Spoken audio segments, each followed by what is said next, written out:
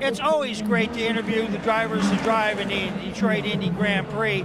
Other series are also just as captivating.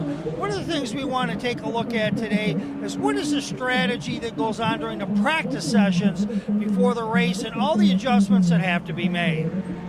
Just what they need out of the car, if it's understeer, oversteer, if the car's bottoming bad in, different locations, and just kind of their strengths and weaknesses is what we're kind of looking for. I think that makes it very interesting right now where I always have clean hands. These guys are working flat out all week, and these cars are actually quite clean as well. So they do get dirty hands, but not as dirty as they used to be when the engine was spitting oil and making it all dirty. So it's a very clean car. It's a very clean gearbox, very good engine that is very clean, running very clean.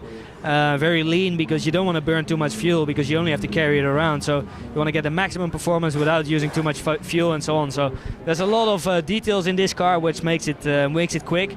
And for us as a driver to play with the buttons like traction control, we can do it in two ways, like how much it actually kicks in or how much it let us slide the car. So there's a lot of buttons on the steering wheel which you can play with. So it's a very fancy computer game. While drivers may be the pretty boys or the face of the franchise, they have to know a thing or two about how to drive a race car, not only on the track, but behind the scenes, and turn data into placing gold. For sure, I mean, they can, when we are driving, they can see everything we do, how much throttle, how much brake, what the engine is doing, this telemetry, sending information on track to this pit stand where we're now. And I think, thousands of sensors. The car is full of sensors in there to supply that information, and it's very helpful for us as a driver after the session to say, hey, okay, this is what my teammate Jordan is doing. I'm overlaying the data, and I can learn from that, and the other way around. He can learn from me if it's a normal day. Oh, very much so. Even live stream data, we're kind of the engineers will be analyzing data as it comes in live and working through with the drivers on changes they think they should make in the car during the run even.